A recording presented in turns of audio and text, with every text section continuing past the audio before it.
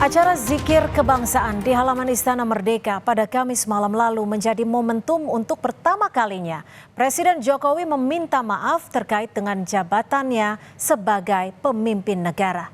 Permintaan maaf Presiden Jokowi atas kekurangan dalam pemerintahannya bisa diterima dengan kebesaran hati masyarakat. Evaluasi atas kebijakannya tetap perlu dilakukan, alih-alih dimaklumi. Pelemahan demokrasi ataupun kemunduran reformasi di masa pemerintahan Jokowi membutuhkan koreksi. Inilah catatan Kompas TV, maaf Jokowi dan harapan pilkada tanpa intervensi. Ingin memohon maaf yang sedalam-dalamnya atas segala salah dan kilap selama ini, khususnya selama kami berdua menjalankan amanah sebagai Presiden Republik Indonesia dan sebagai Wakil Presiden Republik Indonesia. Tapi kalau permintaan maaf dalam konteks kenegaraan itu harus disebutkan oleh Presiden Jokowi. Mana sih sisi kelemahan yang dianggap kelemahan oleh Pak Jokowi sehingga beliau merasa meminta maaf kepada rakyat Indonesia? Tolong sebutkan, kalau enggak ya ini permintaan basa-basi.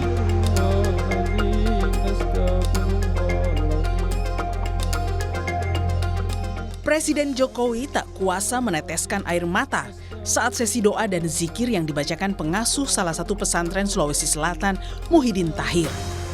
Di tengah acara, Jokowi meminta maaf atas kekurangannya dalam memimpin Indonesia selama 10 tahun ini.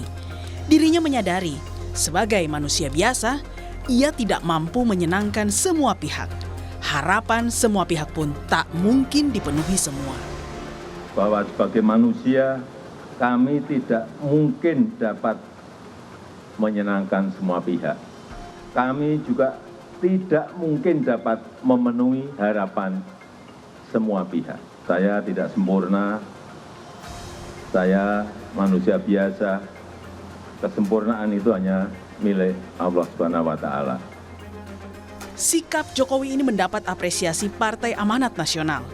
Menurut PAN, meski mengakui banyak kekurangan dan kealpaan sebagai pemimpin, permintaan maaf Jokowi secara terbuka di hadapan 3.000 lebih peserta yang hadir adalah bentuk sikap seorang negarawan. Beliau mengakui bahwa sebagai seorang kepala negara, tetapi juga sebagai seorang manusia biasa, tentu bisa berbuat kesalahan. Ini adalah sebuah bentuk kenegarawanan beliau yang mengakui adanya kekeliruan, kekurangan, ataupun kesalahan. Berbeda dengan PAN, Partai Kebangkitan Bangsa menilai ada tempat untuk Presiden menyampaikan pertanggungjawaban selama menjabat.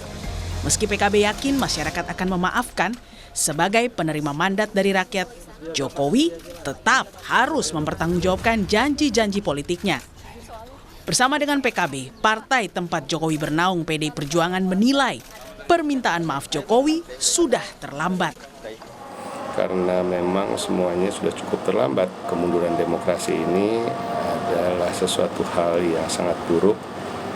Begitu juga maraknya korupsi. Tapi selaku presiden itu ada laporan dan pertanggungjawaban kepada masyarakat Indonesia terkait dengan janji-janjinya, terkait dengan kepercayaan yang sudah diembannya, terkait dengan mandat sudah sampai di mana. Termasuk janji menegakkan demokrasi juga masih tanda kutip ada yang masih belum merasakan kepuasan itu. Termasuk juga janji untuk pindah ibu kota juga sampai hari ini juga belum. Pertumbuhan ekonomi dan pengangguran masih cukup lebar. Banyak juga yang kena PHK. Nah, itu janji pertumbuhan 7% tidak tercapai. Lazimnya, sebuah permintaan maaf mendapat respons yang positif. Namun, timbulnya pro kontra menanggapi maaf Jokowi dinilai pengamat politik BRIN Siti Zuhro disebabkan karena ada catatan ketidakpuasan yang belum dijawab oleh Jokowi selaku presiden. Kalau memang betul ya kepuasan itu sangat mendominasi masyarakat, tentunya tidak perlu ada pro kontra. Ya logikanya, tidak perlu ada pro kontra. Kalaupun seandainya muncul kontra terhadap sebagian besar yang sangat puas, itu tenggelam biasanya. Keputusan Jokowi yang mengizinkan putra sulungnya Gibran maju dalam kontestasi Pilpres dengan mengubah aturan di Mahkamah Konstitusi menurut Zuhro, meninggalkan noktah merah bagi hukum di Indonesia. Lah itu yang mungkin masih dipertanyakan untuk Pak Jokowi. Karena apa? Yang beredar luas yang dirasakan itu contoh, mengapa kok harus gitu ya, putranya sendiri diusung gitu ya, sementara dari cuman wali kota mendadak langsung seperti itu dengan mengubah umur. Itu contoh. Lah mungkin kalau kita bisa nerima, sebagian besar kita belum. Ini gimana? Dianggap masih memberikan legacy, memberikan satu noktah pada hukum kita, etika kita gitu ya, dan sebagainya. Dan memasuki masa pendaftaran Pilkada serentak bulan Agustus ini, independensi istana kembali diuji. Masuknya nama putra bungsu Presiden Kaisang Pangarep dalam bursa Pilgub Jakarta dan Jawa Tengah memunculkan kekhawatiran sejumlah pihak. Sangat disayangkan bagaimana pesta demokrasi pilkada terbesar pertama kali di Indonesia bukan ditentukan oleh masyarakat dari bawah. Pencalonannya bukan ditentukan oleh hasil survei yang representasi suara dari pemilih di bawah, tapi ditentukan oleh kepentingan yang tidak terkait dengan daerah tersebut oleh pihak-pihak tertentu yang memang sekarang dianggap memiliki kekuasaan lebih. Tarik-menarik kekuatan politik mulai terasa khususnya di Pilkada Jakarta. Tarik ulur koalisi pendukung Prabowo Gibran yang tergabung di dalam KIM disinyalir akan mengusung Ridwan Kamil sebagai calon gubernur. Besarnya dukungan penguasa di belakang RK inilah dinilai pengamat politik bisa mengubah hasil survei yang sejauh ini menempatkan Anies Baswedan di peringkat 1. Lihat peluang Anies di pantangan Mas Anies lebih kepada tiket atau tidak, karena di atas kertas dia masih unggul selisih paling tidak di atas dua digit ya dengan Ridwan Kamil. Secara real demokrasi di Indonesia itu bukan sekedar membaca partisipasi persepsi publik.